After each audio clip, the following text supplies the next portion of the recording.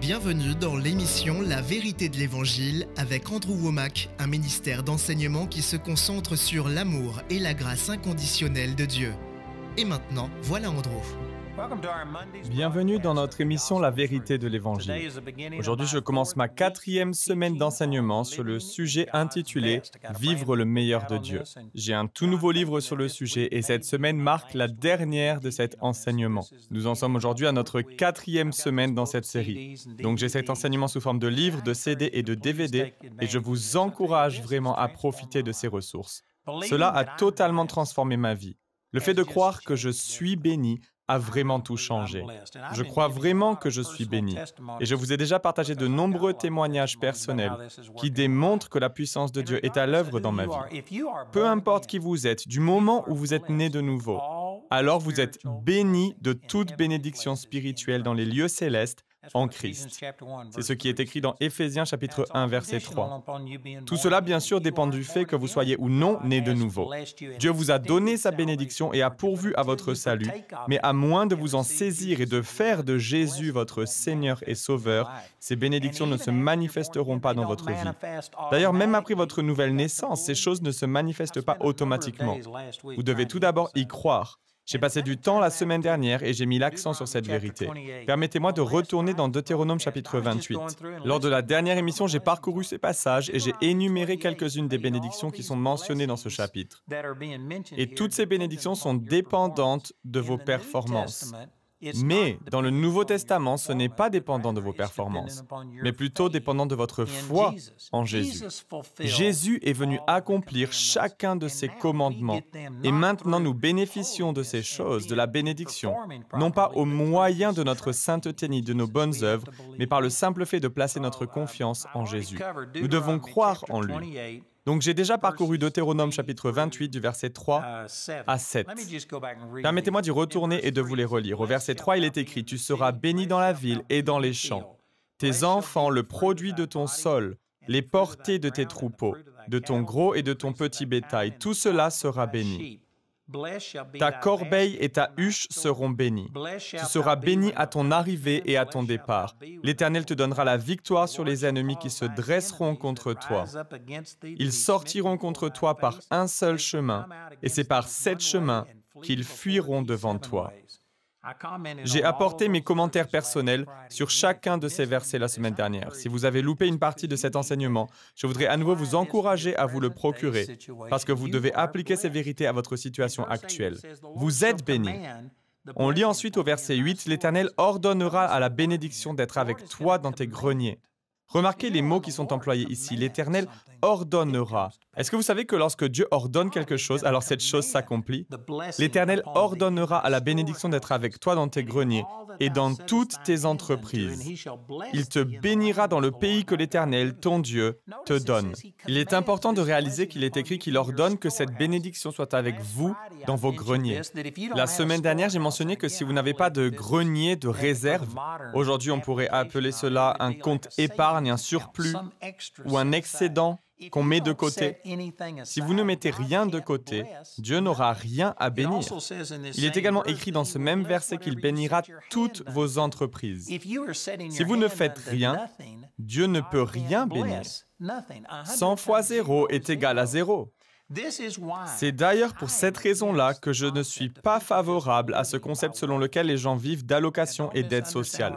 Comprenez bien ce que je suis en train de dire. Je sais qu'il y a un bon nombre d'entre vous qui regardent cette émission aujourd'hui et vous avez recours à des aides sociales de la part du gouvernement.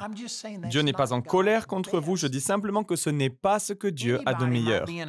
N'importe lequel d'entre vous peut se retrouver dans une situation qui nous oblige à accepter ce genre d'aide pendant un certain temps.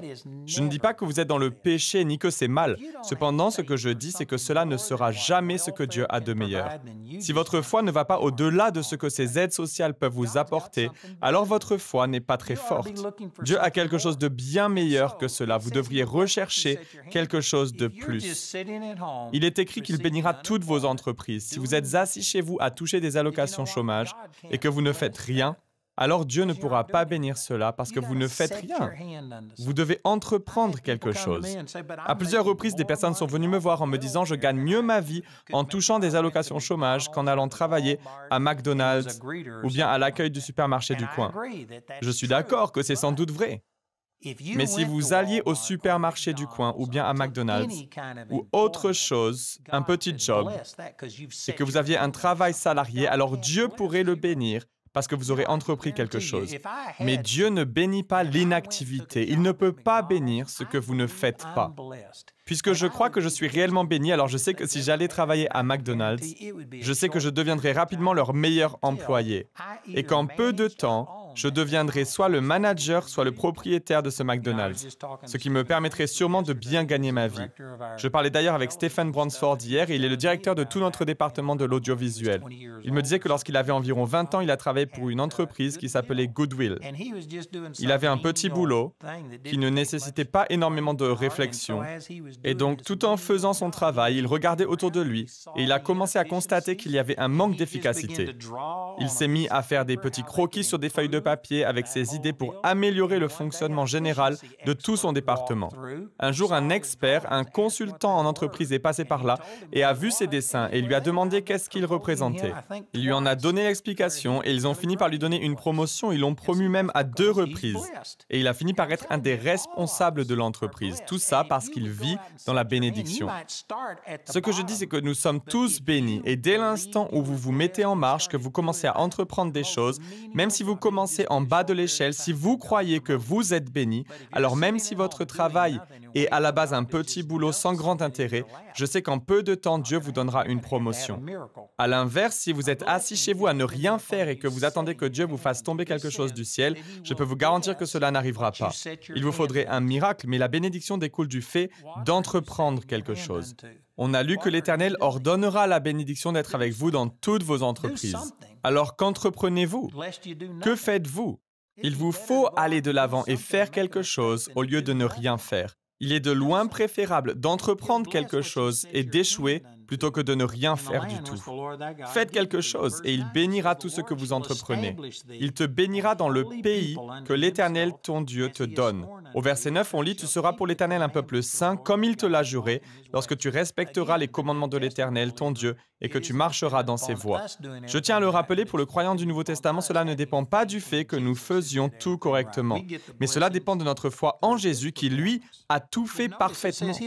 Nous obtenons les bénédictions grâce à ses performances. Remarquez qu'il est écrit que tu seras pour l'Éternel un peuple saint. Dans le Nouveau Testament, dans l'épître de Pierre, il est écrit « Vous êtes un peuple choisi, des prêtres royaux, une nation sainte, un peuple racheté. » Dieu nous a bénis, et nous voyons d'ailleurs clairement cela dans l'Ancien Testament, avec Abraham, Isaac et Jacob, ainsi que d'autres personnes de la même époque qui étaient bénies par le Seigneur, à tel point que les rois venaient les voir en leur disant « Vous êtes bénis du Seigneur, vous êtes tellement puissants que ce pays ne peut pas contenir votre présence en plus de la nôtre. Vous devez partir, vous êtes plus prospères que n'importe lequel d'entre nous. » Est-ce que vous réalisez que cela était le résultat de la bénédiction? À quand remonte la dernière fois où quelqu'un est venu vous demander comment vous pouviez être tant béni et vous dire que lorsqu'il vous regarde, il voit la bénédiction de Dieu qui repose sur vous? Il y en a parmi vous qui regardent cette émission aujourd'hui et cela vous est déjà arrivé. Il m'est arrivé de me trouver quelque part et une personne est venue me demander « Vous êtes chrétien, n'est-ce pas ?» Pourtant, je n'avais absolument pas parlé du Seigneur, mais ils l'ont tout simplement discerné. Je suis béni et parfois les gens me diront à quel point ils voient que je suis béni. Cependant, il y en a également parmi vous à qui l'on n'a jamais dit que vous étiez béni. Si vous êtes réellement né de nouveau, alors vous avez la bénédiction et cela fait partie de votre héritage. Et la bénédiction de Dieu devrait être tellement évidente que les gens autour de vous devraient pouvoir constater que vous portez le nom du Seigneur. Cela devrait être une évidence dans votre vie. Il est arrivé que des gens viennent me voir et ils regardent la voiture que je conduis. Et ils me demandent « Vous faites quoi dans la vie ?» Lorsque je leur dis que je suis dans le ministère, ils répondent que les serviteurs de Dieu ne devraient pas conduire d'aussi belles voitures. Mais je n'ai pas acheté ce véhicule, il m'a été donné. Quelqu'un me l'a offert. Mais au final, c'est ainsi que les choses devraient se produire. Un jour, un homme est venu me voir et il m'a dit que si je n'étais pas gêné et embarrassé par mon niveau de prospérité, alors cela signifiait que je n'ai pas puisé dans la bénédiction de Dieu. Au début, je n'ai pas compris ce qu'il voulait dire. Mais vous savez, Dieu n'est pas pingre, il est le Dieu El Shaddai, tout-puissant. Ses rues sont pavées d'or, la fondation de son habitation au paradis est faite de pierres précieuses et de diamants. Chaque porte est faite d'une seule perle. Dieu est un Dieu d'abondance. Et si les gens ne constatent aucune abondance, aucune forme d'abondance dans votre vie, s'il ne vous arrive jamais de vous sentir gêné par l'abondance de Dieu dans votre vie, alors vous n'avez pas réellement activé la bénédiction de Dieu. Je peux vous garantir que Dieu vous bénira. C'est ce qu'il désire faire. C'est ce que nous révèlent ses promesses. Au verset 10, il est écrit « Tous les peuples de la terre verront que tu es appelé du nom de l'Éternel, et ils auront peur de toi. » Il devrait y avoir une sainte crainte de Dieu lorsque les gens vous voient et qu'ils regardent votre vie. Ils devraient reconnaître que lorsqu'ils s'en prennent à vous, ils s'en prennent directement à Dieu. Les gens devraient vous respecter. Il doit y avoir le respect. Et sachez que le respect n'est pas quelque chose que l'on devrait exiger, mais quelque chose que les gens manifestent naturellement parce qu'ils reconnaissent la faveur de Dieu sur votre vie. Remarquez qu'il est écrit qu'ils verront que tu es appelé du nom de l'Éternel. En d'autres mots, il n'est pas nécessaire de le proclamer, de le crier sur tous les toits et de le dire à tout le monde. Vous ne devez pas contraindre tout le monde à vous honorer ou à vous respecter. Vous devez gagner leur respect et leur honneur. Et lorsque vous marchez dans la bénédiction du Seigneur, les gens verront que vous êtes bénis. Les gens le reconnaîtront et il y aura une révérence qui vient de l'Éternel. Nous avons constaté cela à Woodland Park, là où nous avons notre école biblique Charis. Il y avait de l'opposition au début lorsque nous avons voulu nous y installer. C'est une ville de 7000 habitants qui est à environ 20 km à l'ouest de Colorado Springs, dans les montagnes. De nombreuses personnes y aménagent parce qu'elles apprécient le calme d'une petite ville et elles ne voulaient pas voir la ville s'agrandir. Les locaux se sont même battus lorsqu'un grand supermarché a voulu s'y installer. Ils ont également voulu s'opposer à la construction d'un McDonald's. Donc ils n'étaient pas méfiants envers nous en particulier. Mais nous avons été critiqués et beaucoup de gens étaient contrariés que l'on vienne s'installer là. Mais nous avons souvent des représentations artistiques à l'école biblique Charis, notamment une pendant les fêtes de fin d'année qui s'appelle le Chœur de Noël. Une de nos étudiantes qui joue dans ce spectacle a croisé un homme dans un magasin ce jour-là et elle a invité à venir regarder la représentation. Par la suite, j'ai eu l'opportunité de parler à cet homme et j'ai découvert qu'il était médaillé d'or aux Jeux Olympiques. Il avait émigré aux États-Unis et il habite maintenant juste à côté de l'école. Il est venu et il a vu ce que Dieu faisait dans ce lieu. Il a été tellement touché par ce spectacle qu'il est venu me voir après la représentation en me racontant « Je faisais partie de ceux qui vous ont critiqué et maintenant je vois la bénédiction de Dieu, je vois la puissance de Dieu sur ce lieu. » Il m'a dit qu'il ne voulait absolument pas louper une seule de nos représentations. C'est exactement ce dont il est question ici, que les gens verront que nous sommes appelés par le nom du Seigneur et ils craindront la bénédiction de Dieu. Ils la révéreront. Cela accompagne la bénédiction du Seigneur. Cela devrait se produire dans votre quartier. Cela devrait se manifester où que vous soyez, quels que soient les problèmes ou les difficultés auxquelles vous faites face. Vous êtes bénis, mais vous devez coopérer avec les lois de Dieu et vous devez le croire.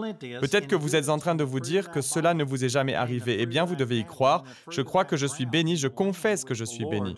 On peut lire la suite au verset 11 qui dit « L'Éternel te comblera de bien en multipliant tes enfants, les portées de tes troupeaux et le produit de ton sol, dans le territoire qu'il a juré à tes ancêtres de te donner. » Quelle merveilleuse bénédiction! Dieu désire vous bénir de manière surabondante. Dans le livre de Malachie, nous lisons des passages qui font référence à la dîme. Je tiens à nouveau à préciser que le sujet de la dîme doit être interprété à la lumière de la Nouvelle Alliance, parce que dans le Nouveau Testament, nous avons été rachetés de toute forme de malédiction. Je ne suis donc pas maudit si je ne paye pas ma dîme. Cependant, il y a tout de même une bénédiction rattachée à la dîme. Et dans Malachie 3:10, il est écrit que le Seigneur votre Dieu vous ouvrira son bon trésor dans tout le pays et que vous aurez une telle abondance que vous n'aurez pas assez de place pour le recevoir. En d'autres mots, ces bénédictions vont déborder. Dans Luc 6:38, il est écrit « Donnez et on vous donnera. On versera dans le pan de votre vêtement une bonne mesure, tassée, secouée et qui déborde. » À nouveau ici, on voit cette référence à l'abondance. Lorsque Jésus a transformé l'eau en vin, il y avait 6 jarres de pierre qui servaient à la purification et aux ablutions. Et j'ai fait des recherches à ce sujet. J'ai découvert que chacune de ces jarres contenait entre 100 à 150 litres d'eau. Une fois de plus, dans cet exemple, on voit que Jésus pourvoit en abondance car il a changé environ 600 litres d'eau en vin. Et bien entendu, le meilleur vin qui soit. C'était plus que nécessaire, plus que ce qu'il fallait. Dans l'exemple des 5 pains et des 2 poissons, il est intéressant de remarquer le fait qu'il les a bénis par la parole. Plutôt que de les maudire en disant qu'ils étaient insuffisants, il les a bénis et a dit « Vous êtes suffisants ». Puis il a rompu le pain et a nourri 5000 hommes, sans compter les femmes et les enfants. Et après qu'ils aient tous mangé, ils ont ramassé 12 paniers pleins de morceaux de pain qui restaient, ainsi que les fragments de poisson. Une fois que tout le monde s'était resservi plusieurs fois, autant qu'ils en voulaient. Vous voyez, c'est la nature de Dieu, c'est le Dieu El Shaddai, il n'est pas radin. C'est l'abondance avec Dieu, et c'est ce que nous lisons ici. L'Éternel te comblera de bien en multipliant tes enfants, les portées de tes troupeaux, et le produit de ton sol dans le territoire qu'il a juré à tes ancêtres de te donner. Cela parle de la surabondance. Il y a de nombreuses personnes qui se contentent de tout juste s'en sortir. Ils ne veulent pas trop en demander. Vous savez, ce n'est pas ce que Dieu a de meilleur. Je connais des gens, et ce sont des gens vraiment bien, qui m'ont dit ce genre de choses. De nombreuses personnes sont venues me voir en disant « J'en ai suffisamment, je n'ai pas une maison de luxe, il y a plein de travaux à faire dessus, mais le toit ne fuit pas, ça ira, je m'en contente. Ma voiture n'est pas belle, mais elle est fiable. Mes vêtements ne sont pas très beaux. Je n'ai pas grand-chose, mais j'en ai suffisamment et je m'en contente, c'est assez. » Et ils pensent être spirituels en agissant ainsi. Je pense que nous devrions être satisfaits, peu importe ce que nous avons, c'est certain. Mais nous ne devrions pas être complaisants. Dieu est un Dieu d'abondance, il désire vous combler de bien. Je vous dis cela dans l'amour sans chercher à vous blesser ni vous offenser, mais si vous pensez que vous avez suffisamment et que vous ne mettez pas votre foi en Dieu pour quoi que ce soit de plus, si vous dites en avoir assez, alors à mon avis, vous êtes égoïste. Vous pensez que la prospérité est uniquement pour vous et donc lorsque vos besoins personnels sont comblés, dès l'instant où vous en avez suffisamment pour vivre pour vous, alors peu importe ce qui se passe pour les gens autour. Le reste n'a que peu d'importance, tout tourne autour de vous et de votre provision personnelle. Lorsque vous en avez suffisamment, alors vous êtes satisfait et vous n'en voulez pas davantage. Cette attitude est extrêmement égoïste. Si vous pensez en avoir suffisamment et que vous n'en voulez pas davantage, croyez pour un surplus et donnez-le-moi afin que je puisse prêcher l'Évangile dans le monde entier, afin que l'on puisse former des étudiants qui puissent eux-mêmes transformer les gens autour d'eux et cela nous permettra d'impacter ce monde. Si vous en avez suffisamment pour vos besoins personnels, il n'est pas nécessaire d'amasser plus de choses. Cependant, croyez pour plus. Permettez à Dieu de vous faire prospérer, vous combler de biens afin que vous puissiez aider à établir son royaume. 2 Corinthiens 9, 8 dit « Dieu peut vous combler de toutes ses grâces afin que vous possédiez toujours à tout point de vue de quoi satisfaire à tous vos besoins et que vous ayez encore en abondance pour toute œuvre bonne. » La raison pour laquelle Dieu veut vous combler de biens et de toutes choses, c'est afin que vous abondiez pour toute œuvre bonne. En ce moment même, nous sommes en train de construire un campus pour notre école biblique Charis et nous avons déjà dépensé plus de 70 millions de dollars. Nous nous sommes engagés à construire ce bâtiment sans générer de dettes, mais cela va me coûter encore des dizaines de milliers de dollars pour terminer la construction. Au moment où j'enregistre cette émission, nous sommes à nos limites financièrement. Alors si vous pensez que vous en avez suffisamment et qu'il ne vous en faut pas davantage, je vous encourage à croire avec moi. Accordons-nous, faites-nous un don afin de nous permettre de terminer ce projet. Vous êtes peut-être choqués de m'entendre dire cela, mais c'est la manière dont je vis moi-même. Je ne vais pas vous donner la somme exacte, mais avec ma femme, nous venons de faire un don considérable aujourd'hui même pour mon propre ministère, parce que je veux croire pour une expansion, mais pas pour en avoir davantage pour moi-même. Je vis dans une maison et c'est une maison formidable, je l'aime beaucoup. C'est moi qui l'ai conçue et je l'ai construite. Nous l'avons construite en 1988 pour la somme de 60 000 dollars. Elle vaut sans doute des centaines de milliers de dollars aujourd'hui grâce à l'inflation et d'autres facteurs, mais c'est une maison tout à fait modeste. La plupart des gens, de nombreuses personnes qui regardent cette émission, habitent dans de bien plus belles maisons que la mienne. Vous conduisez peut-être une voiture plus récente ou plus neuve que la mienne. Au quotidien, je conduis une Ford Escape. Je ne me plains pas, j'aime cette voiture. Je l'ai choisie, je l'ai payée en espèces. Et je ne m'en plains pas. J'aime ce que j'ai, cependant je ne suis pas en train de dire « Dieu, j'ai tout ce qu'il me faut, ne m'en donne pas davantage. » Je crois toujours pour recevoir davantage et je donne aussi énormément et généreusement. Avec ma femme, il nous est arrivé de donner entre 80% et 90% de notre revenu annuel. Nous ne faisons pas cela tous les ans, mais nous donnons un minimum de 25% de nos revenus. Et nous mettons une partie de nos revenus de côté pour faire des dons spécifiquement. Et en général, nous finissons toujours par en donner bien plus, bien au-delà. Nous donnons probablement 30 ou 40% de façon régulière, parfois jusqu'à 90%. Et nous faisons cela en plaçant notre foi en Dieu pour voir une augmentation, non pas pour nous-mêmes. Je ne désire pas avoir une plus grande maison, une meilleure voiture, mais je le fais afin de l'investir pour l'Évangile. Cela fait partie de la bénédiction de Dieu. Dieu vous a béni et tout ce que vous devez faire est de croire et Dieu vous fera prospérer et il vous comblera de bien.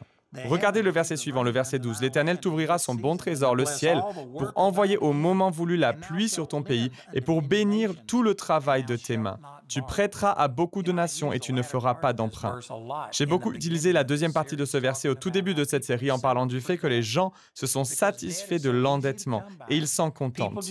Et puisque s'endetter est si facile de nos jours, les gens finissent par payer les choses 2 ou 3 fois plus cher que s'ils les payaient en espèces cash. Et la plupart des gens sont satisfaits de vivre ainsi.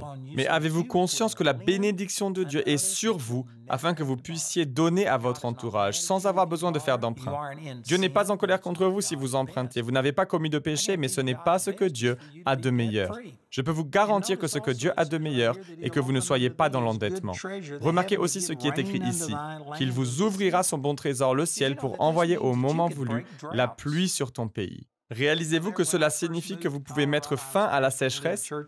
Au début, lorsque je me suis installé dans le Colorado, j'étais le pasteur d'une petite église à Pritchett et tous les membres de la congrégation étaient soit des fermiers, soit des éleveurs, et ils avaient également des cultures de blé et des étendues d'herbes, et lorsqu'il n'y avait pas assez de pluie, leur bétail risquait de mourir de faim. Ou bien les éleveurs se voyaient obligés de dépenser de grosses sommes d'argent pour acheter du foin, pour éviter de perdre leur bétail. Et la situation était vraiment critique. Nous étions en plein milieu d'une grosse sécheresse lorsque je suis arrivé dans la région. C'était en 1978. Et un jour, nous sommes allés à un endroit qui s'appelait John Martin Reservoir. C'était un énorme réservoir qui mesurait des kilomètres et des kilomètres. J'ai emmené ma femme et mes enfants pour un pique-nique et lorsque nous sommes arrivés, il n'y avait plus qu'un filet d'eau. Ce réservoir est alimenté par la rivière qui s'appelle l'Arkansas. Et cette année-là, on pouvait la traverser à pied. Il n'y avait plus qu'un petit filet d'eau. C'était vraiment une très forte sécheresse et tout le réservoir était vide. En me basant sur ce verset, parce que j'avais compris que nous étions bénis, nous avons rassemblé les membres de l'Église afin de prier et de placer notre foi en Dieu. Nous avons jeûné et prié dans la foi et la pluie est venue. Ce n'était pas un déluge, mais une pluie soutenue qui a évité que l'eau ne fasse que couler sur la surface de la terre desséchée sans y pénétrer. Les récoltes ont ainsi été sauvées et j'ai particulièrement prié pour que le réservoir John Martin ne soit plus jamais vide. J'ai cru dans ce passage des Écritures qui dit que je suis béni et à ma connaissance, depuis cet incident en 1978, le réservoir John Martin n'a plus jamais été vide. Peut-être qu'il l'a été à un moment donné, mais à ma connaissance, il y a toujours eu de l'eau. Vous pensez peut-être ridicule le fait de penser que la prière peut avoir un tel effet. Mais c'est pourtant le cas, sinon à quoi bon prier si je ne croyais pas que je verrais la réponse à mes demandes? Bien sûr, je ne pense pas avoir été le seul à prier. Il y avait sans doute beaucoup de personnes qui exerçaient leur foi. Je ne dis pas que c'était seulement grâce à moi, mais que j'y ai participé. J'ai décidé de croire, et si je ne croyais pas que Dieu répondait à mes prières, alors à quoi bon prier? Bien sûr que je crois que ce résultat est en relation directe à la prière. Il y en a parmi vous qui ne le croyez pas, et c'est pour cette raison-là que ces choses ne se manifesteront jamais dans votre vie. Si vous n'y croyez pas, alors vous allez traverser une sécheresse ou d'autres problèmes et vous rencontrerez tout un tas de difficultés, alors que Dieu a mis la bénédiction à votre disposition. La météo peut être changée par la bénédiction donnée par Dieu, mais cela ne se produit pas automatiquement. Il vous faut croire afin de recevoir. Si vous doutez, alors vous devrez faire sans. Ce ne sont là que certaines des bénédictions qui vous appartiennent et on lit plus loin qu'il fera de nous la tête et non la queue. Tu seras toujours en haut et jamais en bas. Il m'est arrivé d'aller vers quelqu'un et de leur demander « Comment allez-vous ?» et lorsqu'ils répondent « Pas trop mal » étant donné les conditions actuelles, je réponds toujours « Pourquoi permettre aux circonstances de vous influencer ainsi? Vous êtes censé être en haut et jamais en bas, la tête et non la queue. » Frères et sœurs, Dieu nous a bénis, mais vous devez le croire. J'ai tellement de choses à partager à ce sujet. Permettez-moi de vous encourager à vous procurer ce livre. Il est vraiment formidable. Je crois vraiment que ça va vous bénir et vous aider. Nous avons également l'enseignement sous forme de CD et de DVD. Si vous écoutez notre annonceur, il vous expliquera la manière dont vous pouvez profiter de cet enseignement. Mais je vous encourage à vous le procurer. Il sera une bénédiction. Rejoignez-moi dans la prochaine émission de La Vérité de l'Évangile. Le programme d'aujourd'hui fait partie de la série « Vivre le meilleur de Dieu ». Nous espérons que ce message vous a béni.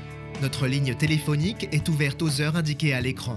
Appelez-nous si vous avez des questions sur ce programme, si vous avez besoin de prière ou si vous désirez commander l'un de nos enseignements. Vous pouvez nous contacter au numéro qui s'affiche à l'écran. Ce programme a été rendu possible grâce au soutien financier de nos partenaires. Si vous souhaitez devenir partenaire, vous pouvez le faire en appelant ces numéros. Nous vous proposons un livre sur le même sujet que l'émission d'aujourd'hui, intitulé « Vivre le meilleur de Dieu » que vous pouvez vous procurer pour 17 €. Les 30 émissions de cette série sont disponibles en DVD pour 22 €. Vous pouvez également vous les procurer en CD pour la somme de 15 €. Si vous commandez les 2 albums, CD et DVD de manière simultanée, le prix de l'ensemble baisse à 30 €.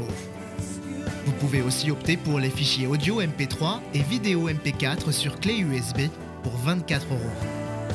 Le guide d'études est pour l'instant seulement disponible en anglais. Il inclut le contenu du livre ainsi que des questions en rapport avec chaque sujet abordé afin d'étudier seul ou en groupe. Pour tous nos téléspectateurs qui se trouvent en dehors de l'Europe, tous les produits que nous vous présentons sont disponibles grâce à nos bureaux dans votre région. Vous pouvez les contacter grâce aux détails qui s'affichent sur votre écran afin de connaître le prix dans leur monnaie locale. Andrew a à cœur que chacun puisse écouter ou regarder ce programme à sa convenance et puisse le partager avec d'autres. Si vous ne pouvez pas vous permettre d'acheter cette série, nous vous enverrons un lien afin de télécharger gratuitement l'enseignement de cette semaine en version audio MP3. Pour cela, il suffit de nous appeler. Notez que vous ne pouvez profiter de cette offre qu'en appelant notre ligne téléphonique. Vous pouvez nous appeler dès maintenant au numéro qui s'affiche sur votre écran. Nous nous ferons un plaisir de répondre à vos questions, de prier avec vous ou de vous aider à commander l'un de nos enseignements. Notre ligne sera ouverte pendant les heures indiquées à l'écran. Toutes les ressources d'Andrew en français se trouvent dans les boutiques en ligne des sites internet de nos bureaux affichés à l'écran. Nous espérons avoir de vos nouvelles aujourd'hui. La prochaine fois dans la vérité de l'Évangile, Je crois que ces bénédictions s'activent par la voix. Il vous faut les confesser. J'ai entendu certaines personnes lire ces mêmes passages et faire la liste des bénédictions et des promesses que Dieu nous fait. Et elles se demandent, ce n'est pas ce que je vois dans ma propre vie. Pourquoi est-ce que cela ne fonctionne pas pour moi? Est-ce que vous confessez que Dieu est votre refuge et votre forteresse? Ou bien est-ce que lorsque quelqu'un vous demande comment vous allez, vous leur confessez que vous souffrez, que le médecin vous a dit que vous alliez mourir, qu'il ne vous reste plus que 6 mois à vivre? Vous confessez que vos finances vont vraiment très mal et que vous êtes vraiment très pauvre. Si vous confessez ce genre de choses, alors vous vous condamnez vous-même par votre propre langue, par vos paroles. Il vous faut confesser, parler la bénédiction de Dieu. C'est tellement important. Vous savez, j'ai déjà mentionné cela lors de précédentes émissions, mais le 31 janvier 2002, le Seigneur m'a montré que je le limitais par le fait de voir trop petit, par mon petit raisonnement. Et il y avait plusieurs raisons à cela. J'ai tout un enseignement qui développe ce sujet. Mais quoi qu'il en soit, je craignais de dire à haute voix ce que je croyais dans mon cœur. Beaucoup de ces révélations sont arrivées au moment où nous occupions un bâtiment de 4500 mètres carrés qui était devenu trop petit. Donc nous cherchions un nouveau local. Et je me souviens que je m'étais absenté de la maison. J'étais en déplacement dans le cadre du ministère et lorsque je suis rentré, Jamie m'a dit qu'elle avait visité des locaux avec un agent immobilier, qu'elle avait trouvé un bâtiment de 9100 mètres carrés. Et elle voulait m'emmener pour le visiter et elle m'a fait la déclaration suivante: ce bâtiment nous suffira pour le reste de notre vie. Et lorsqu'elle a dit cela, je me suis rendu compte que la vision que j'avais à l'intérieur de moi était bien plus grande que cela. Je savais que nous aurions besoin d'un local plus grand que 9100 mètres carrés. Cependant, je ne l'avais jamais confessé. Et je parle de tout avec Jamie. Je ne lui cache rien, mais je n'avais pas exprimé la totalité de ma vision, même à ma femme, parce que j'avais été ridiculisé et critiqué par le passé. Non par elle, mais par d'autres personnes. Pour vous donner un exemple de ce principe, lorsque vous vous baissez pour caresser un chien, si celui-ci vous mord à chaque fois, vous allez arrêter de le caresser. Et de la même manière, si à chaque fois que vous parlez de votre vision, quelqu'un vous critique, alors à force, vous finirez par ne plus vouloir en parler. Le Seigneur m'avait révélé que j'aurais un ministère international qui impacterait des gens dans le monde entier, qui aurait un impact partout sur la planète. Rejoignez-nous pour plus d'émissions La vérité de l'Évangile.